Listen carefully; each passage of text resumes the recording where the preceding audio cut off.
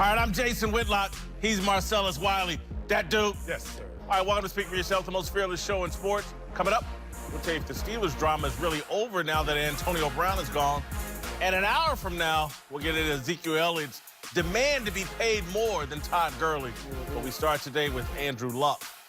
A handful of Colts fans booing gave many of us an excuse to avoid properly discussing Andrew Luck's surprise retirement.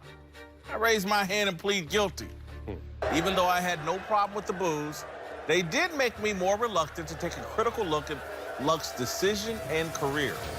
Well, not today. Today, I'm starting to feel we've gone too far with the Luck sympathy. Today, I'm bothered by all the people trying to make Andrew Luck a victim. Pittsburgh Steelers guard David DeCastro, Luck's former roommate at Stanford, cited the Colts fans booing as proof that fans treat players like circus animals.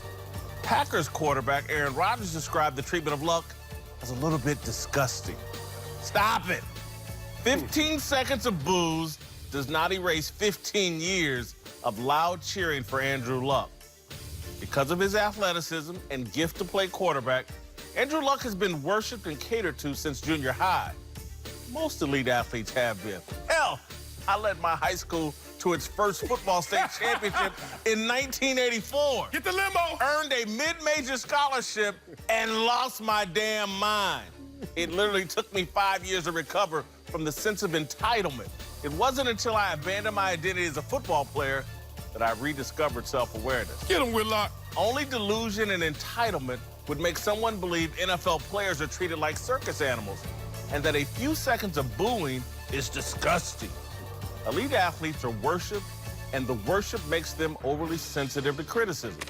Yesterday, in general terms, we gave Andrew Luck a pass. I don't have a problem with Luck retiring. He has every right to do what makes him happy. But his retirement does tell us something about him as a football player.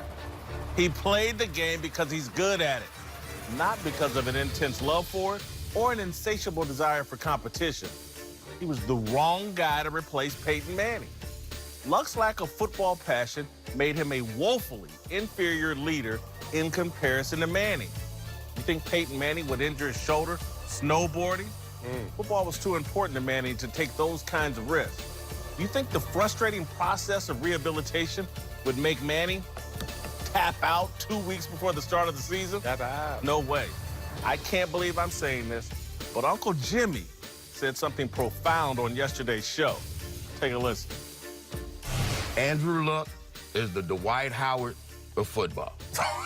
Oh, God. #1 pick, came out with big expectations, had all the skill, size, talent. Everyone thought he was going to be the next big thing. I hate to admit it, Andrew Luck has more in common with Dwight Howard than Peyton Manning. Uncle Jimmy was right. All right, joining the desk now are Fox Sports NFL analyst TJ Houshmandzadeh and the NFL Network's Bucky Brooks. Marcellus, I'll start with you. Have we given Andrew Luck a free pass? Of course we did. If you really know what his story is highlighting, is something that we've been saying in peace over the year or two since Andrew Luck has really been going through this injury roller coaster. It's the fact that likability puts fans, puts people, puts evaluators in a haze.